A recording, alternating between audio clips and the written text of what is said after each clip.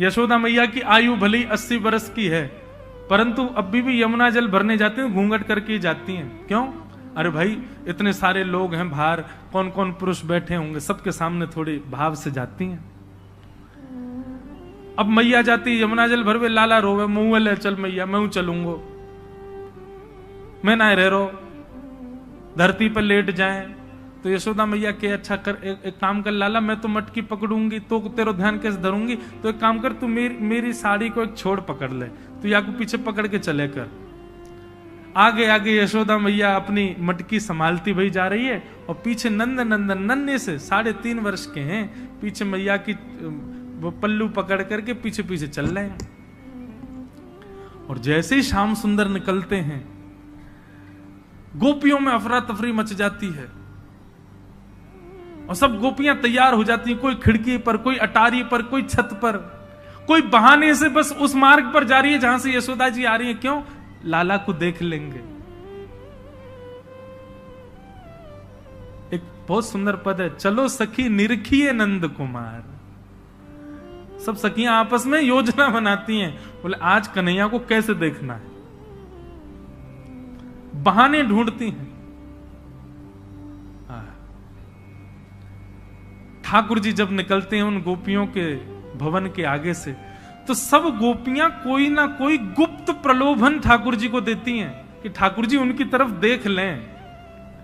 नन्हे से ठाकुर जी एक हाथ से तो मैया की चुनरी पकड़ रखी है, दूसरे हाथ से अपने अंगूठा को चूसते हुए जा रहे हैं, और यहां गोपियां ठाकुर जी को लोभ प्रलोभन दे रही हैं। कोई गोपी किसी भाव का प्रलोभन, कोई गोपी मोर पिच्छ का प्रलोभन, कोई काली कमली का प्रलोभन, कोई नृत्य का प्रलोभन, कोई किसी वस्तु सामग्री का प्रलोभन दे रही है। परंतु एक गोपी क्या करती है, धौरी गैया का दूध काट करके बढ़िया उसको जमा करके वहां को सुंदर मक्खन निकारो है, वह मक्खन को अपने हाथ में लेके स्वयं बाहर नहीं आती है, खिड़की से केवल हाथ बाहर कर ले अपनों। अब यशोदा मैया तो निकली, लेकिन ठाकुर जी की दृष्टि पड़ गई वही मक्खन पे। अब लाल जी वह मक्खन को देखें, रुक जाएं, लेकिन मैया को पल्लू खींचे तो चलन लगे। गोपी मक्खन दिखा के इशारों कर रही है, इतको आजा।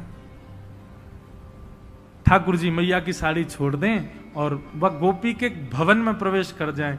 जैसे ही प्रवेश करते हैं महाराज, सारी गोपियां भागती हैं अपने अपने घरों, सब उसी के घर में प्रवेश कर जाती हैं, भीतर से चटकनी लगा करके, और ठाकुर जी बैठा लिए बीच में, चारों तरफ बैठ गई सबरी गोपी, और सब निरख रही हैं श्याम सुंदर को। तब ठाकुर जी कहते, तुम मुंह को ऐसे काय को टुकुर टुकुर देख रही हो, मैं तो मक्खन खावे आया हूं, मक्खन खवाओ, मेरी मैया चली गई, मैं शिकायत कर दूंगा। तब गोपियां कहती हैं, अच्छा लाला मक्खन खाएगो? बोले हाँ। ऐसे ना है मिलेगो, कछु मोल देनो पड़ेगो तो को। ठाकुर जी बोले, अभी कमाई मैं करूं ना हूं, जब कमाई हो जाएगी तब दूंगो। बोले ना लाला तू दूसरा मोल दे दे। बोले कहां मोल दूं बता। बोले काम करने के नाच के दिखाई दे हमें, नहीं नृत्य करके दिखा। नन्हे से ठाकुर जी के नेत्रों में आंसू आ रहे हैं, यशोदा मैया को याद कर रहे हैं, लेकिन गोपियों ने पकड़ रखा। बोले पहले नाच हमारे आगे। देवता आकाश से दंडवत करते हैं गोपियों को, बोले ये त्रिलोकी नाथ है जिसकी भ्रगुटी पर तीनों लोक नृत्य करता है, वो इन गोपियों के सामान्य से मक्खन पर ठुमुक ठुमुक करके नाच रहे हैं। तब रसखान लिखते हैं, ताही अहीर की छोहरिया, छचिया भरी छाछ पे नाच नचायो। उस परब्रह्म को जिसके आगे महादेव भी हाथ जोड़ के खड़े रहते हैं, जिसके आगे साक्षात ब्रह्मा भी हाथ जोड़ करके खड़े रहते हैं, जिसके आगे तीनों लोग थरथर कांपते हैं, वो ब्रजवासी इन अहीरों की छोरियों के आगे ऐसे नृत्य करते हैं जैसे अगर नाचे नहीं तो तीनों लोग चुरा ले जाएंगी गोपी इनसे। बताओ, इस लीला में ठाकुर जी का यश प्रकट होता है कि ठाकुर जी का प्रेम प्रकट होता है? ठाकुर जी का प्रेम प्रकट होता है।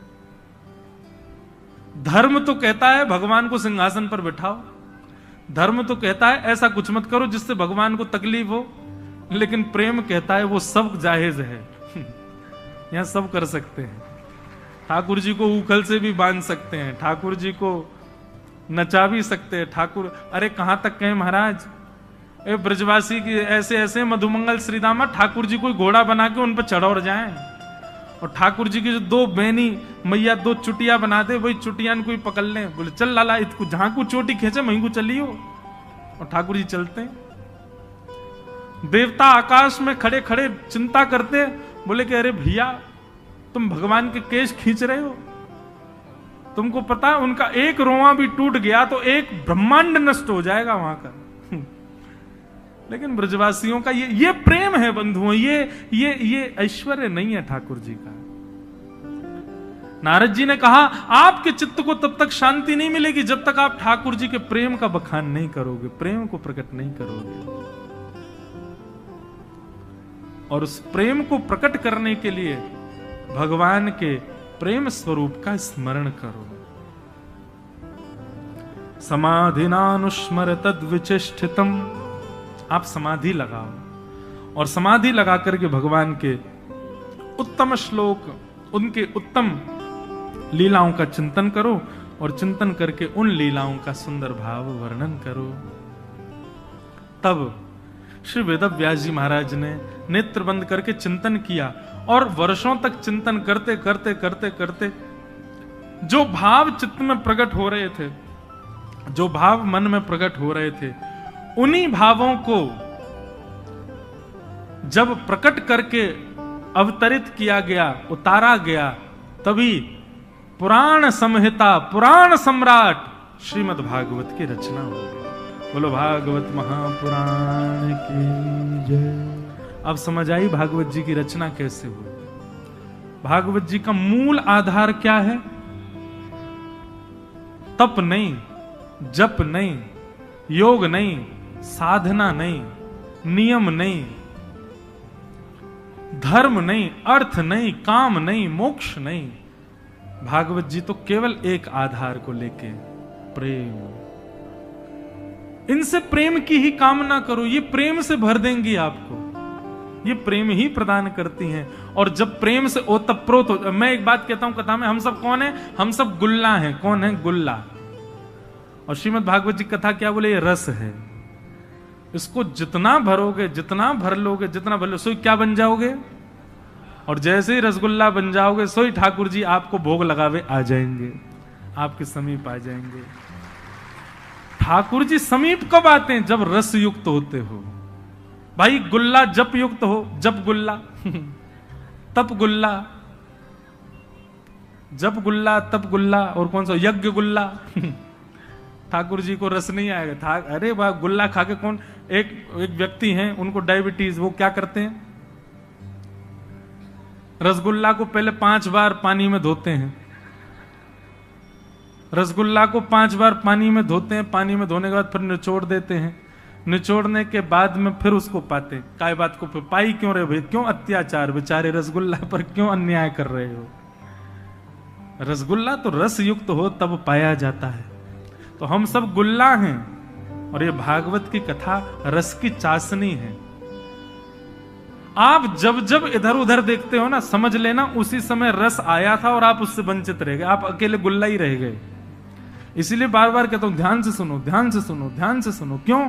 बोले चाशनी की कढ़ाई एक ही है, गुल्ला इतने सारे हैं। तो भैया सबरे रसयुक्त होंगे जरूरी नहीं है, वही रसयुक्त है पाएगो जो कढ़ाई की आकृति समझ करके चुपचाप भिचकवा में बैठ जाए, घुस जाए कढ़ाई में, वही रसयुक्त है जाएगा। तो ये श्रीमद् भागवत चाशनी है भैया रस की। या मैं अपने आप को सराबोर कर लो, 7 दिन को समय मिलो है आपको, वंचित मत रहो। ऐसा रसयुक्त स्वयं को कर लो कि ठाकुर जी आपका सेवन करने, आपका भोग लगाने आपके पास पधारे।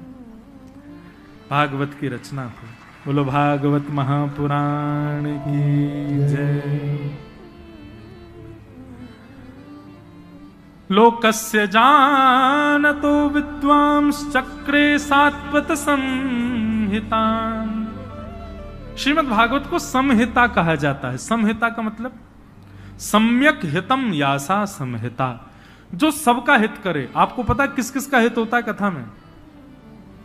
सुनाने वाले का हित, सुनने वाले का हित, केवल इतना ही नहीं, यहां पर कई सारे छोटे छोटे कीड़े मकोड़े भी विचरण कर रहे होंगे, उनका भी हित।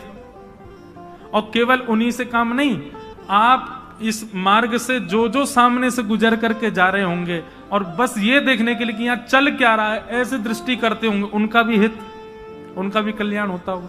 जहां तक कथा का स्वर जा रहा है, घर में पड़े पड़े भी जो एकाध स्वर सुन ले रहे हैं गलती से भी, उनका भी हित, उनका भी कल्याण हो रहा है। और केवल इतना ही नहीं, आप लोग कथा सुनकर के जब यहां से जाएंगे तो जिस गली मोहल्ला में घूमते भैया आप जाओगे, उस गली मोहल्ला में जो जो आपका दर्शन करेगा उसका भी हित। एक भागवत की कथा जब एक नगर में होती है, करोड़ों का कल्याण होता है, इसलिए उसको संहिता कहा गया। भागवत